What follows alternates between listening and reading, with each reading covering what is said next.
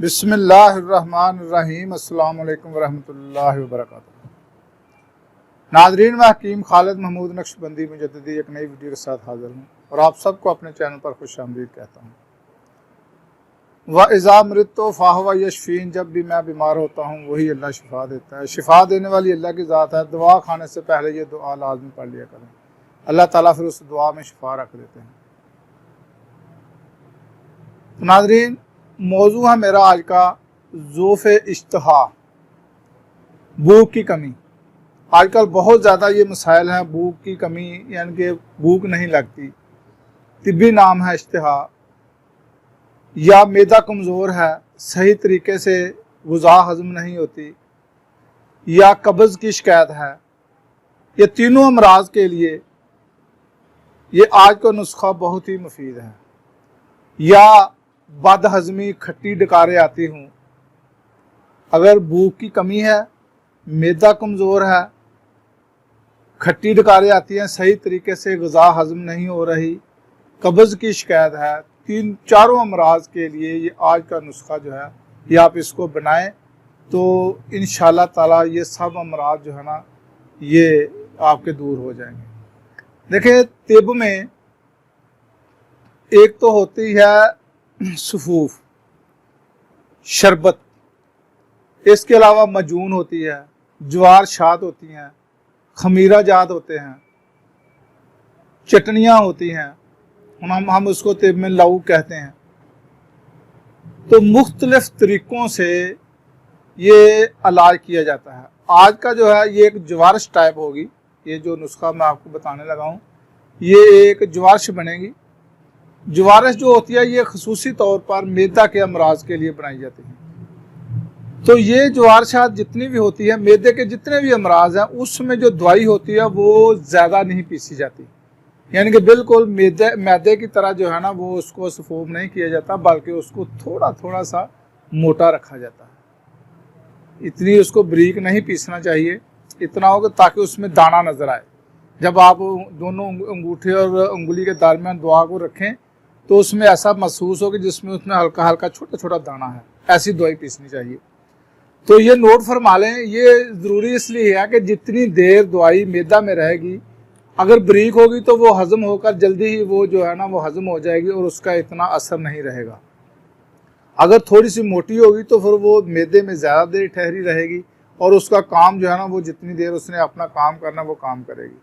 तो ये चीज़ें जो है ना नोट करने वाली हैं, इसको नोट कर लें। इसके मुताबिक आप जो भी नुस्खा बनाएंगे तो इंशाअल्लाह ताला आपको बहुत सारे फ़वाइद मिलेंगे।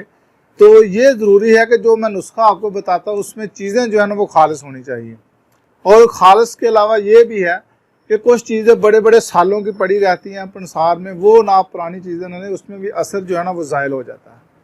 चीज़ ताज़ा हो और उससे पूछ कर लेंगे ये कब की है, अगर आपको महसूस होगा, ये पकड़ने से भी देखने से भी पता चल जाता है कि ये चीज़ें ज़्यादा पुरानी तो नहीं है, ताज़ा महसूस होती हैं। अगर बहुत ज़्यादा पुरानी है, कई चीज़ें तो पंसार से ऐसी मिलती है जिसको कीड़ा लगा होता है, वो कभी भी ऐसी चीज़ें ना लें उसका, क्योंकि वो डालने से भी कोई फ़ायदा नहीं है, आपके पैसे भी ज़ाया जाएंगे और आपकी मेहनत भी ज़ाया जाएगी और आपको वो रिज़ल्ट नहीं मिलेगा, आपको वो नतीजा नहीं मिलेगा जो आप चाहते हैं। तो ये बात जहन में रख लें। तो नोट फरमा लें नुस्खा को। सबसे पहले तो चीज़ है असरून, ये आपने 7 ग्राम लेनी है। उसके बाद है ज़ाफ़रान, ये भी 7 ग्राम आपने लेनी है। और उसके बाद है ऊद हिंदी, ये 18 ग्राम। इसके अलावा दारचीनी, ये भी 18 ग्राम। खुरफा 18 ग्राम, जायफल 18 ग्राम, छोटी इलायची जिसको हम सब्ज़ इलायची कहते हैं ये भी 18 ग्राम, लौंग ये भी 18 ग्राम, खोलजा ये भी 18 ग्राम और मगा 18 ग्राम।